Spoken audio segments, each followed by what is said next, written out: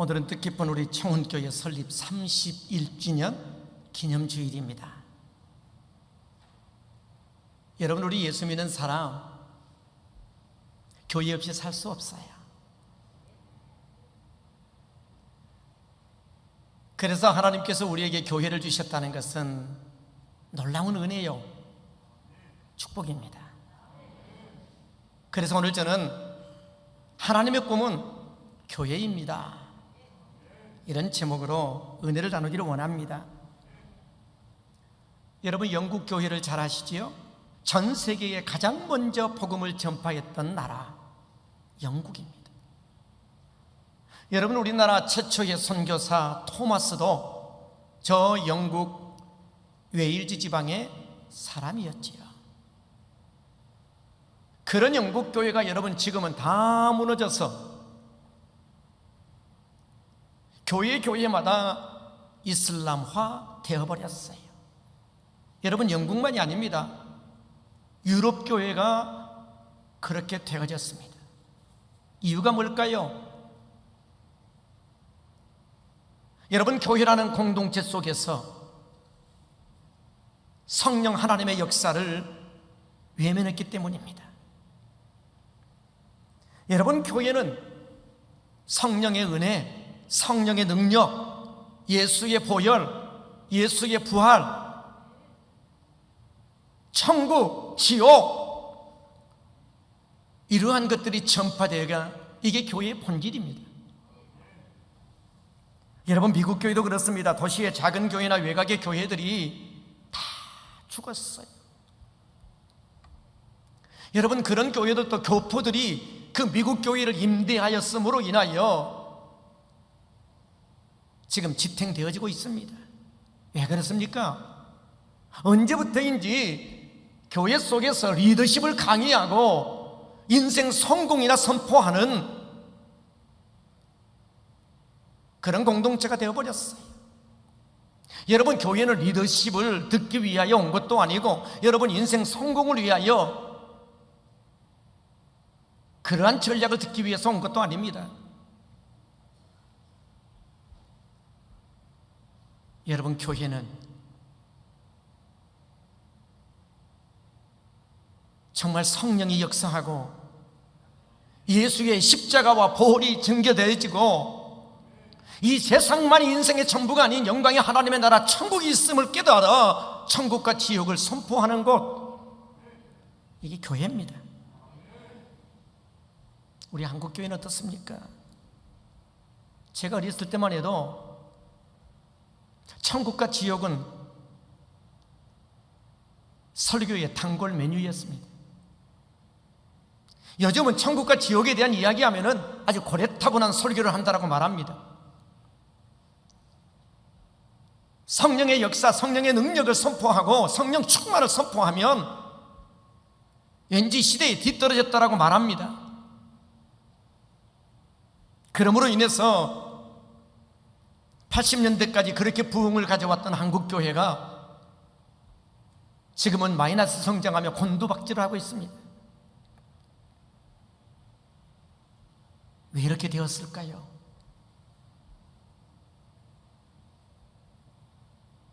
언제부터인지 이 세상이 인생의 전부인 양 세상에서 출세하고 성공하고 세상에서만이 부귀와 영화를 누리는 것이 신앙생활을 잘하는 것이고 복받는 것임을 교회에서 선포하게 되었어요. 사랑하는 여러분, 교회는 이 땅 가운데에 하나님의 나라를 세우고 하나님의 뜻을 이루며 영혼 구원을 위하여 인류를 구원하는 데 목적이 있습니다. 이렇게 여러분, 교회가 한국교회 많은데도 불구하고 성령의 임재와 성령의 역사와 성령의 능력이 선포되어지는 교회는 그리 많지 않습니다. 우리는 교회 설립 31주년을 맞이하면서 우리는 다시 교회의 본질로 돌아가야 된다는 것입니다.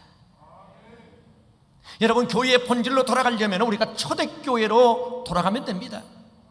여러분, 초대교회는 아주 중요한 두 가지의 특징을 가지고 있었습니다. 첫 번째가 뭐냐 하면은 성령이 충만한 교회였다는 것입니다. 여러분, 초대교회의 탄생을 보면은 예수님께서 십자가에 죽으시고 3일 만에 부활하셨지요. 그리고 40일 동안 이 땅에 거하시면서 수많은 사람들에게 부활의 주님을 나타내 보이셨습니다. 그리고 제자들에게 선포했습니다. 너희들이 예루살렘을 떠나지 말고 아버지의 약속하신 바로 성령을 기다리라는 것입니다. 그래서 그들이 예루살렘을 떠나지 아니하고 아버지의 약속하신 그 성령을 기다리며 모여서 전심으로 기도했을 때에 그곳에 성령이 임하게 되었고, 그곳에 있었던 120명이 성령 충만함으로 역사되었습니다. 그러므로 여러분, 교회는 성령이 우리 가운데 부어짐으로 시작되었다는 것입니다. 여러분, 어떻게 불신자가 성도가 될 수 있습니까? 성령이 부어짐으로 성도가 되는 것입니다. 여러분, 그들에게 성령이 부어지게 되자 그렇게 두려움에 떨며 꼭꼭 숨었던 제자들이 당당하게 앞을 나아가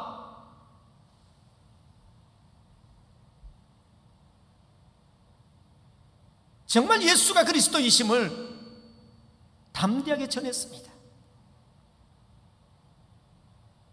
그때 그들이 회개하고 예수를 믿고 주께로 나오는 인원이 하루에 3,000명 때로는 5,000명 때로는 수많은 무리들이 나왔습니다. 어떻게 그런 역사가 있습니까? 성령이 그들에게 임하게 되자 성령의 역사가 그들 가운데 나타나게 됐다는 것입니다. 여러분, 성령이 임하게 되면 우리의 무능함이 떠나가고 우리의 무지함이 떠나가게 된 줄 믿습니다. 그러므로 여러분, 교회의 시작은 바로 성령 하나님이라는 사실을 잊지 마시기 바랍니다. 여러분, 교회 속에 아무리 큰 건물을 짓고 수많은 사람들이 운집해 있다 할지라도 그곳에 성령의 임재가 없다면 그 교회는 죽은 교회입니다. 마찬가지로 여러분, 내가 신앙생활을 아무리 오래 하고 내가 아무리 세상에 많은 것들을 소유하고 누린다 할지라도 내 안에서 성령 하나님이 살아 역사치 않는다면 그 사람의 영혼은 죽은 겁니다. 오늘 여러분에게 성령 충만이 있게 되기를 소원합니다. 여러분, 성령 충만은 어떻게 받습니까? 하나님 앞에 기도함으로 받습니다. 구하는 자에게는 누구에게나 성령을 주십니다. 문제는 성령을 구하지 않는다는 것입니다. 여러분, 초대교회는 주님의 말씀 앞에 자신의 무능함을 정직하게 인정을 했고 하나님의 은혜 없이는 어떤 사역도 할 수 없다는 사실을 인정하며 10일 동안 전심으로 성령을 구했을 때에 그들에게 성령의 부음받아 그런 놀라운 역사가 나타났다는 거지요. 그런데 오늘날의 우리 그리스도인들은 눈에 보이는 이 세상이 인생의 전부인 양 내 힘으로 내 능력으로 내 열정을 가지고 살아가다가 이 세상에 필요만을 하나님 앞에 구하며 살지 성령을 구하지 않는다는 것입니다. 이게 비극입니다. 여러분, 전 세계적으로 오늘날 이 부흥하는 교회를 바라보게 되면은 정말 가난하고 어려운 나라들은 간절하게 기도하고 정말 성령 충만하여 교회마다 엄청난 부흥을 가져옵니다. 그런데 돈이 있고 좀 자본이 많고 좀 살만한 나라, 살만한 사람들은 성령을 구하거나 찾지 않는다는 것입니다. 그러다 보니 교회가 겉모습은 웅장해 보이고 대단해 보이는지 모르겠지만은 그 내면에는 시들시들 죽어가고 있다는 것입니다. 하나님은 자신의 무능을 정직하게 고백하고 성령 하나님의 능력 없이는 살아갈 수 없음을 인정하며 그 성령 충만을 구하는 자를 기뻐하십니다. 우리는 하나님의 형상대로 지음을 받았기 때문에 이 하나님의 영인 성령으로 충만함이 없이는 언제나 세상에 아무리 많은 것들을 내가 누리고 소유해도 공허할 수밖에 없습니다. 그래서 우리에게는 항상 성령 충만함이 필요합니다. 오늘날의 비극은 성령 하나님 없이 세상 것으로 만족하려고 하는 데에 비극이 있다는 것이지요. 여러분, 어린아이에게 엄마 없이 참 평안과 행복이 있습니까? 여러분, 장난감이 많이 있다고 행복합니까? 여러분, 어린아이에게 놀이기가 많이 있다고 여러분 행복합니까? 아니에요.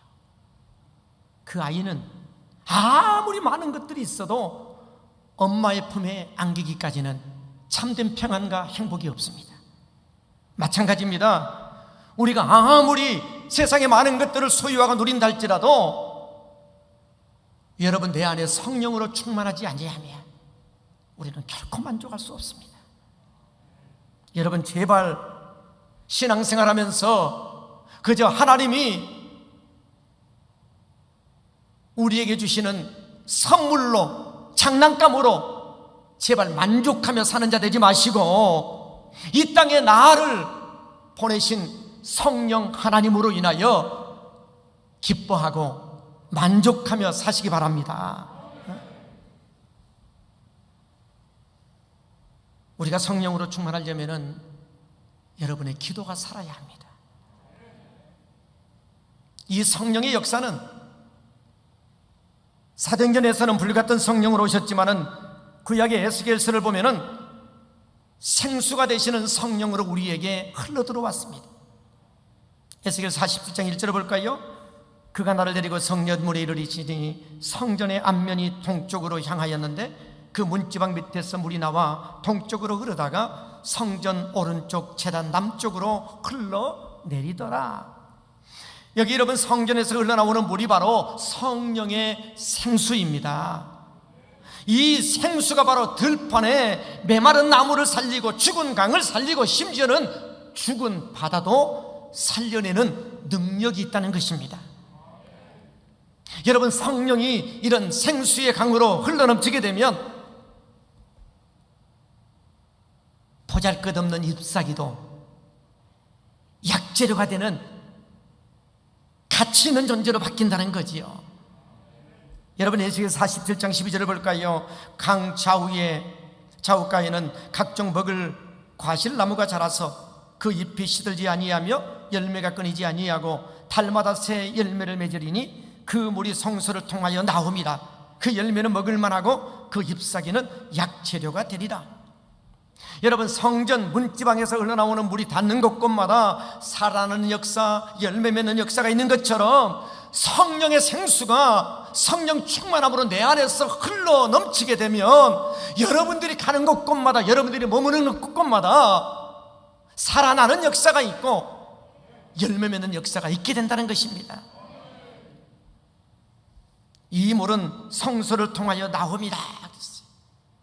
성소, 이 성전에서 하나님의 생수가 흘러나온다는 것이지요.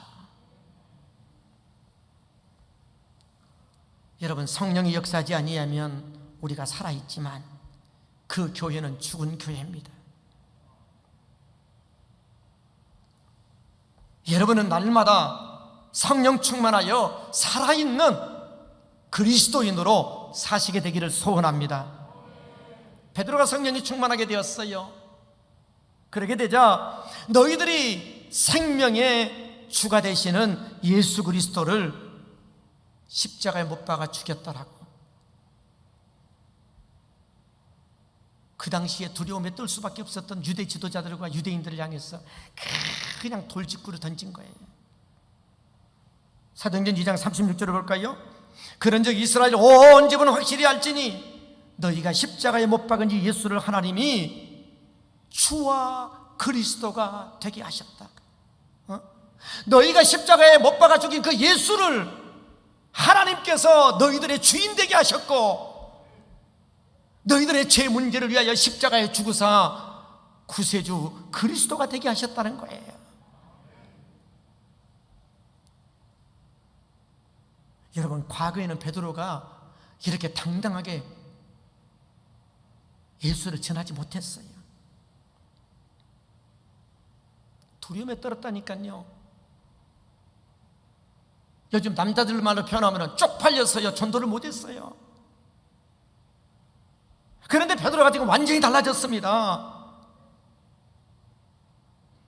자기를 죽이고자 했던 수많은 무리들을 향해서 담대하게 복음을 전하잖아요. 그랬더니 그들의 변화가 일어났어요.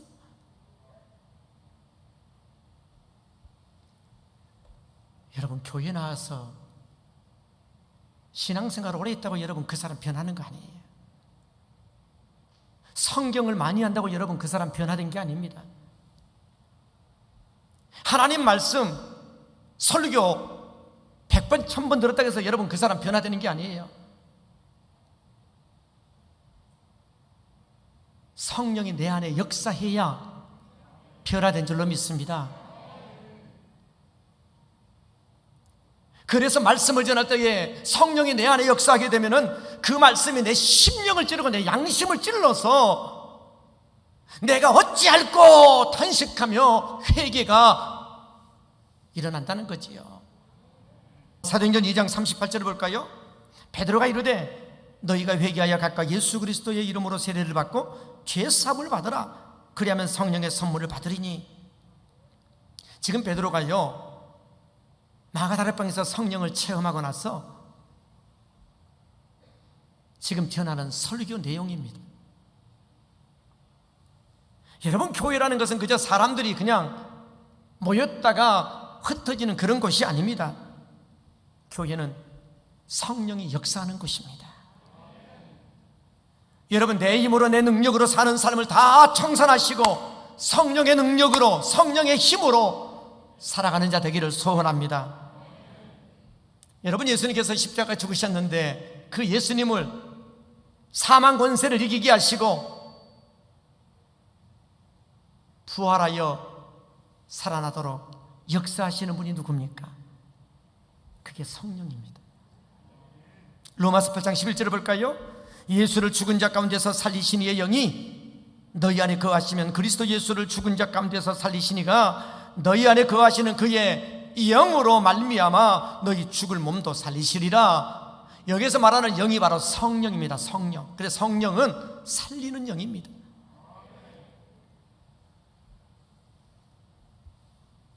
여러분, 교회가 그리스도의 몸이라는 거 아십니까?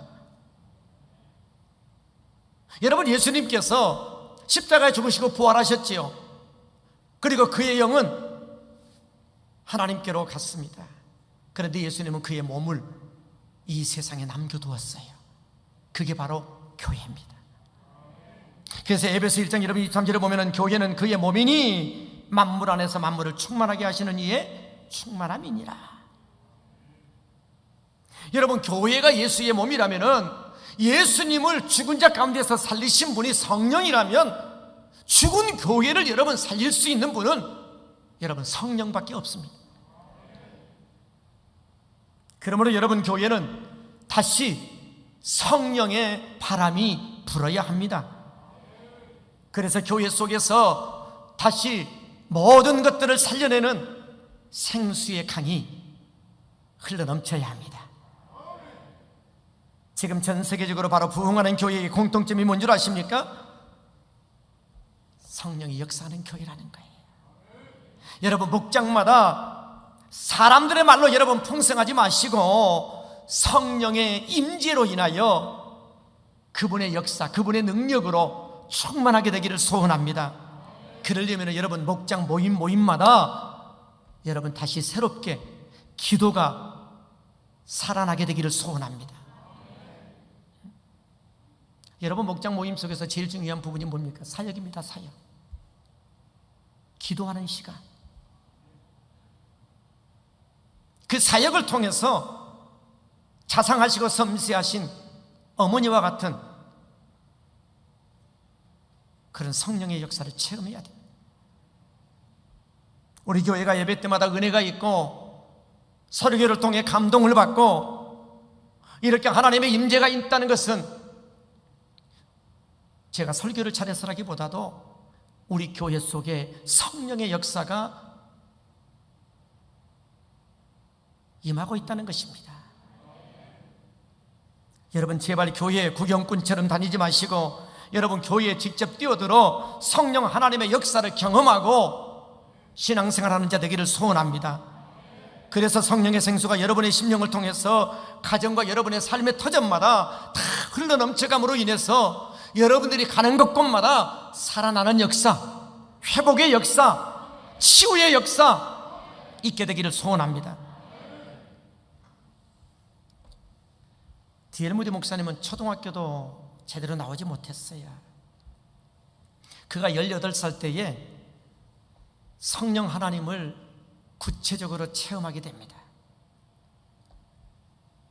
그래서 자기가 맡았던 아이들 16명이 그냥 삽시간에 1000명대로 부흥했습니다. 성령께서 무디를 쓴 거지요. 미국 역사상 전무후무한 부흥을 일으켰던 사람이 바로 초등학교도 못 나온 D.L. 무디 목사님이라니까요. 어떻게 그가 그럴 수 있습니까? 성령의 역사니까. 그가 이런 유명한 말을 남겼습니다. 자신을 의지하게 되면 실망하게 되고, 친구를 의지하게 되면 헤어지게 되고, 돈을 의지하면 패망하게 되지만 성령 하나님을 의지하면 축복을 누리게 된다. 할렐루야. 여러분, 우리의 무능을 정직하게 인정하시고 성령 하나님을 의지하게 되면 우리의 무능이 물러가고 성령 하나님의 전능성이 우리 안에 임하게 될 줄로 믿습니다. 여러분, 괴테가 이런 말을 했어요. 비록 진흙이라도 햇볕을 받으면 빛이 난다. 뭡니까? 우리 몸이 비록 보잘것없는 진흙으로 만들어진 그런 존재랄지라도 우리가 내 안에 성령 충만함으로 성령이 역사하면 빛나는 인생이 된다는 거예요. 솔직히 우리 청운교회가 31년 전에 얼마나 상가 4층에서 초라하게 여러분 시작이 됐습니까? 눈물 겹도록 미약했던 청운교회지만 이제 31살이 된 우리 청운교회가 이렇게 한국교회를 섬기는 그런 교회 된 것은 전적인 하나님의 역사여 성령의 역사임을 믿습니다. 두 번째, 여러분, 초대교회의 특징이 뭐냐 하면은 헌신하는 교회였다는 거지요. 초대교회는 참 이상한 일들이 많았어요. 성도들이 자신들의 모든 재산들을 다 사도 앞에 갖다 놓고 성도들 서로의 필요에 따라서 나누어 썼다는 거예요. 여러분, 사도행전 2장 44절 45절을 볼까요? 믿는 사람이 다 함께 있어 모든 물건을 서로 통용하고 또 재산과 소유를 팔아 각 사람의 필요를 따라 나누어 주며, 4장 32절에 가서 보면은 믿는 무리가 한 마음과 한 뜻이 되어 모든 물건을 서로 통용하고 자기 재물을 조금이라도 자기 것이라 하는 이가 하나도 없더라. 여러분, 이 가운데 아주 유명한 사람 바나바라는 사람이 있습니다. 그는 자신의 밭을 팔아가지고 사도들 앞에, 다시 말하면 교회 앞에 다 드렸던 사람이에요. 한번 볼까요? 4장 36절 37절. 구브로에서 난 레이족 사람이 있으니 이름은 요셉이라. 사도들이 일컬어 바나바라 번역하며 요의 아들이라 하니 그가 밭이 있음에 팔아 그 값을 가지고 사도들의 발 앞에 두니라. 여러분, 초대교회 속에서는요, 이런 놀라운 일들이 굉장히 많았습니다. 어떻게 여러분 교회의 모든 재산을 다 내어놓을 수 있습니까? 뭘 의미하지요? 정말 교회를 위하여 철저히 이렇게 헌신하는 자들이 많이 있었다는 거지요. 여러분, 초대교회는요 3,000명, 5,000명 수많은 무리들이 몰려오는데 그들을 어떻게 다 먹일 수가 있습니까? 그들을 어떻게 다 관리할 수가 있습니까? 그들이 어떻게 한 곳에 운집에서 하나님을 예배할 수 있는 그런 장소를 어떻게 준비합니까? 그것은 바로 자신의 전 재산을 팔아 3,000명을 먹이고 5,000명을 먹이고 수많은 무리를 섬기는 헌신자들이 있었기 때문이지. 여러분, 우리의 가정이 어떠할 때 행복하지요? 서로 헌신할 때 행복이 있어요. 그런데 우리 집은 이것도 없어 저것도 없어 하고 서로 불평불만하는 그런 가정은 불행의 대명사입니다. 여러분, 가정에 어려움이 있어요? 내가 헌신하면 돼요. 교회에 어려움이 있습니까? 내가 헌신하면 되는 거예요. 뭔가 여러분 불편한 게 있어요? 책임 전가하지 말고 내가 헌신하면 되는 거예요. 교회는 여러분 하나님의 생명으로 세워진 그리스도의 몸 아닙니까? 여러분, 어떤 공동체든지 헌신하는 자들이 그 공동체 무리 속에 있으면은 그 공동체가 살아나지만, 그러나 헌신하는 자는 없고 다 자신의 유익만을 위하여 그 공동체 속에 있게 된다면 결국 시간이 지나면 그 공동체는 무너지게 돼 있어요. 어떻게 초대교회는 이렇게 자발적으로 헌신하는 사람들이 이렇게 많이 있을 수가 있을까? 그들 안에 성령이 임하게 되자 교회가 얼마나 소중한 주님의 몸이라는 사실을 알게 되었다는 거예요.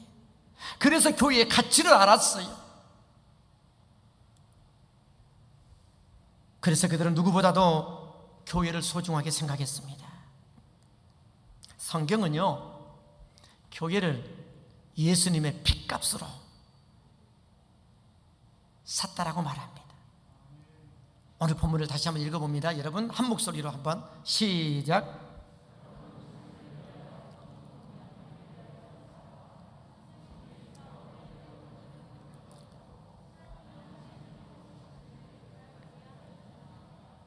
아멘. 여기 특이한 기록이 있죠. 하나님이 자기 피로 사신 교회라고 했는, 여기 하나님은 성장 하나님, 예수님을 가리킵니다. 그러니까 교회는 예수님의 핏값을 지불하고 탄생했다는 거지요. 그래서 여러분, 교회는 일주일에 그저 한 번 모이는 것이 아니에요. 그들은 날마다 교회에 모이는데 힘썼어요. 왜? 교회를 너무 소중하게 생각했고 교회를 너무 사랑했기 때문에. 왜? 주님의 몸이기 때문에. 여러분, 교회는 그저 일주일에 한 번 모여 종교 행위를 하는 것이 아닙니다. 교회는 하나님께서 자신의 핏값을 지불하고 사신 거룩한 공동체라는 것을 잊지 마시기 바랍니다. 그래서 교회는요 내 유익보다도 교회의 유익을 구하는 것이 참된 신앙인의 모습입니다. 그래서 나는 다친다 할지라도 교회는 다치게 해서는 안 됩니다. 왜? 주님의 몸이기 때문에. 여러분, 교회의 가치가 얼마나 될까요? 건물의 가치를 말하는 게 아닙니다. 교회의 가치는 교회를 위하여 얼마나 값을 치루었느냐, 그게 비례하지요. 그러므로 여러분, 예수님께서 자신의 핏값을 지불하고, 다시 말하면 십자가에 자신이 죽으심으로 인해서 교회가 세워지게 됐다면 교회의 가치는 예수님 자신의 몸의 가치와 동등한 것입니다. 성경에 나온 사람들의 공통점이 뭐냐 하면은 그들이 한결같이 말을 잘해서 여러분 그런 놀라운 일들을 이루신 하나님의 사람이 된 게 아니에요. 성경에 나온 사람들의 공통점이 뭐냐면은 다 하나님을 위하여 헌신했던 사람들. 그들은 자신의 것을 아낌없이 드렸어요. 그랬을 때에 그들의 인생에 사는 역사가 있게 되더라는 거예요. 여러분, 아브라함은 100세에 얻은 아들 이삭을 하나님 앞에 드렸잖아요. 이건 전부를 드린 것입니다. 그랬더니 아들도 살아나는 역사, 아브라함도 믿음의 조상이 되는 역사가 있었어요. 모세는 여러분 80세 이후에 인생을 편안하게 안주하며 안락하게 여러분 살지 않았고 하나님 앞에 남은 인생을 다 드렸어요. 그랬을 때에 이스라엘 백성들을 애굽에서 이끌어내는 영적 거장이 되었고, 성경에 마태복음, 창세기, 출애굽기, 레위기, 민수기, 신명기 성경 5권을 기록하게 된 그런 위대한 인물이 되었습니다. 여러분, 예수님께서 공생의 기간 동안에 참 많은 분들을 만났지요. 정치가, 종교인, 그리고 수많은 로마 군병들, 그리고 로마 장교, 그리고 의사, 수많은 병자, 얼마나 많은 사람들을 만났는지 몰라요. 그런데 예수님께서 마지막 성천하시기 전에 놀라운 말씀을 하시는데, 그것은 한 사람에게 집중하게 됩니다. 다시 말하면 내 복음이 전파하는 곳마다 그녀가 헌신했던 이 사실을 다 함께 전하여라. 그 사람이 누구예요? 마리아예요. 여러분, 예수님이 십자가를 지시기 바로 직전에 옥합을 깨뜨려서 예수님의 머리에 부었던 마리아, 그녀는 창녀였어요. 과거에 조롱받았던 그런 여인입니다. 그녀는 여러분 과거에 얘기 있지 아니하고 자기의 가장 소중한 것을 주님을 위하여 쏟아부었어요. 그때의 주변 사람들과 심지어 예수님의 제자들까지도 그것을 낭비라고 허비라고 책망했어요. 우리 한번 볼까요? 마태복음 26장 8절. 제자들이 보고 분개하여 이르되 무슨 의도로 이것을 허비하느냐? 그러나 예수님은 그녀의 행위를 허비로 보지 않았어요. 자신의 몸을 위하여 이제 앞으로 십자가에 죽어 장사될 것을 미리 예비하고자 나에게 향유를 부은 것으로 우리 주님은 여겨주셨어요. 그래서 그녀의 행동을 아주 극찬했던 것입니다.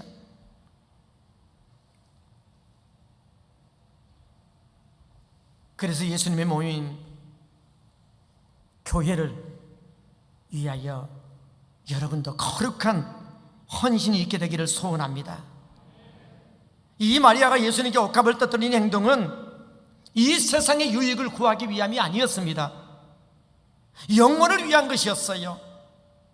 아마 그녀는 영원한 하나님의 나라 천국에 가면 아마 자기가 행했던 일들을 예수님과 함께 나누게 될 것입니다.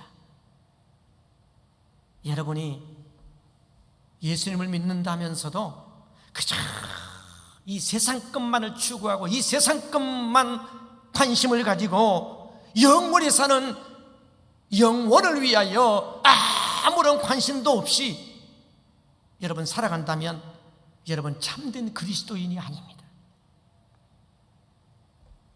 여러분, 예수님이 이 마리아를 어떻게 축복합니까? 26장 13절 한번 봅시다. 내가 진실로 너희에게 이르노니 온 천하에 어디서든지 이 복음이 전파되는 곳에서는 이 여자가 행한 일도 말하여 그를 기억하리라 하시니라. 마리아는 자존감 넘치는 주님의 칭찬으로 그녀의 인생이 완전히 새로운 삶이 열리게 되었습니다. 오늘 여러분이 예수님의 몸인 교회를 위한 헌신을 한다면 예수님은 여러분의 인생 속에 새로운 장을 열게 해주실 것입니다. 그리고 여러분의 인생을 하늘에서 해같이 빛나는 인생이 되게 할 것입니다. 많은 분들이 섬기다가 왜 상처를 받지요? 사람들이 알아주지 않는다고. 많은 분들이 이렇게 헌신하다가 왜 중단하지요? 수많은 사람들이 자기를 바라보고 비아냥거린다고, 여러분 주변 사람들이 하는 말에 귀 기울이지 마세요. 그건 중요하지 않아요. 중요한 것은 한번 따라잡시다. 주님이 아시면 됩니다. 주님이 아시면 됩니다. 아멘입니까? 주님이 아시면 돼요.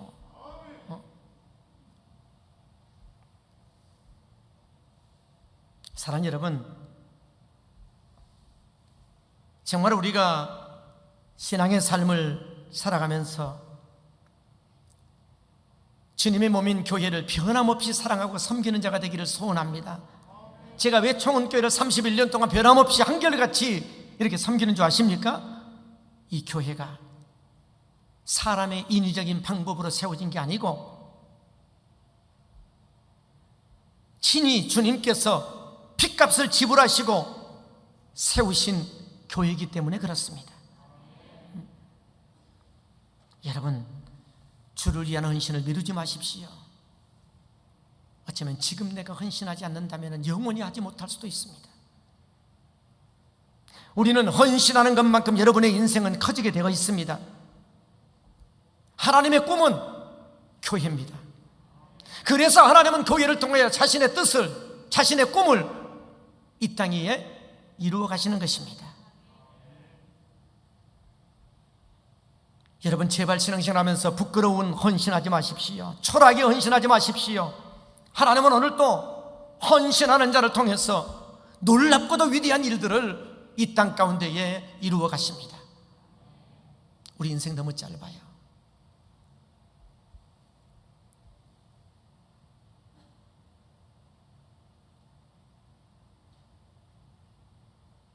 저도 개척한 지가 엊그제 같은데 벌써 31년이 흘렀어요. 2부 예배 때의 영상을 보니까 내가 그렇게 젊었더라니까요.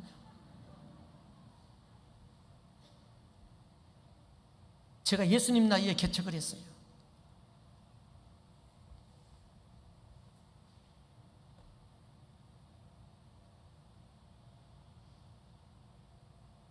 하나님은 여러분들을 탁월하게 쓰시기를 원하십니다. 정말 교회가 주님의 몸이라는 사실을 믿는다면